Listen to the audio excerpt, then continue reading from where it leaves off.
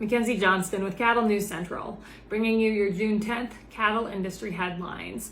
Brought to you by AgRisk Advisors. They manage your risk so you can manage your operation.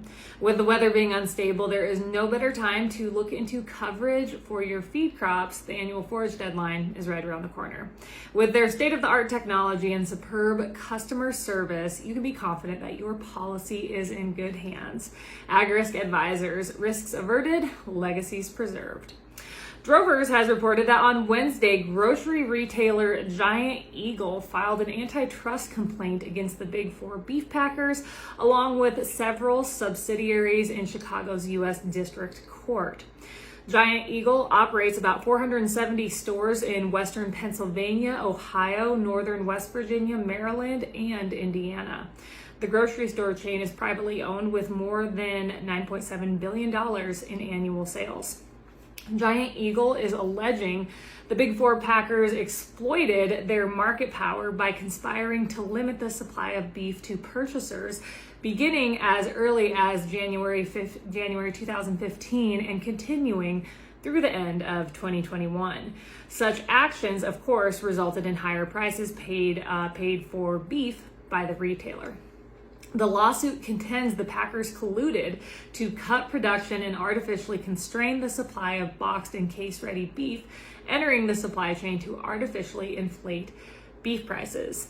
Same old story, just a different day. Just another lawsuit being brought against the packers. Nothing to see here. The lawsuit states that either the antitrust laws in place to avoid situations like this aren't being enforced, or they aren't capable of addressing the apparent oligopoly that obviously exists. Furthermore, the suit alleges by controlling supply, the Big Four packers were able to increase their profit margins and force retailers like Giant Eagle to pay inflated costs just to keep beef on their shelves. Drovers has also reported, according to USDA data compiled by the U.S. Meat Export Federation, April U.S. beef exports topped $1 billion for the third month this year. In April, beef exports totaled 124,408 metric tons, up 3% from last year, and the fifth largest on record. Additionally, export value soared 33% to $1.05 billion, the second highest export value on record. The record was actually set just a few months ago, back in March, and that was $1.07 billion.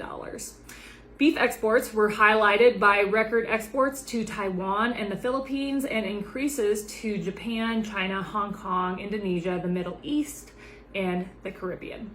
Thus far in 2022, South Korea is the leading value destination for U.S. beef, with export value already topping $1 billion. That is an increase of almost 50% compared to 2021. With that being said, these positive April numbers did not capture the full impact of recent lockdowns in China.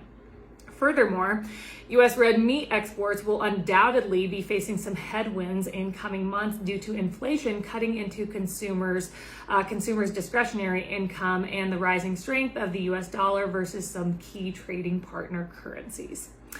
The Financial Review has reported that on Wednesday, New Zealand released a draft plan to put a price on agricultural emissions in hopes to tackle one of the country's largest sources of greenhouse gases, burping cows and sheep. If this proposal becomes reality, it would make New Zealand the first country to charge farmers for emissions from their livestock. New Zealand has about 5 million people living there. They have about 10 million head of cattle and 26 million head of sheep. The proposal includes incentives for farmers who reduce emissions through feed additives, while on-farm forestry can be used to offset emissions. Revenue from the proposal would be invested in research, development, and advisory services for farmers. A final decision on the proposal is expected in December. Reuters has reported sheep herders in the western part of the United States have come together to sue their employers, alleging them of operating an illegal cartel that artificially suppresses their wages. The suit, which was filed in Nevada, alleges that ranches coordinate through the Western Range Association, also known as WRA, a ranching trade group, to suppress sheep herder wages and avoid competing for labor.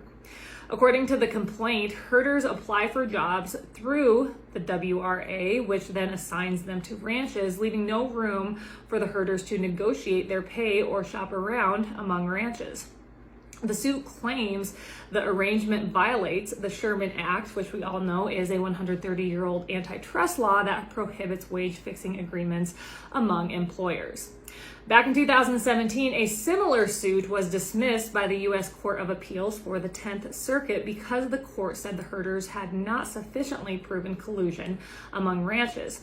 However, several antitrust experts have argued the case was wrongly decided.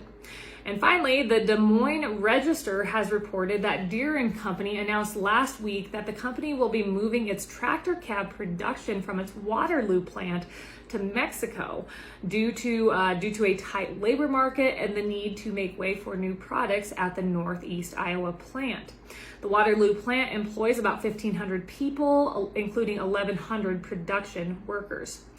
The number of workers affected by the move will depend on production volumes and employee attrition over the next 2 years, as well as new product program needs. Without attrition, approximately 250 workers could lose their jobs. A year ago, Deere said it would hire dozens of workers at their Iowa plants if the company was able to actually find the workers, given the increased demand for farm and construction equipment. According to Peter Orzim, an Iowa State University labor economist, the percentage of Iowans willing to work has failed to recover at the same rate as our nation since the pandemic hit. That is all I have for you guys this morning. I hope you all had a great week. Have yourself a wonderful weekend. I'll see you next week.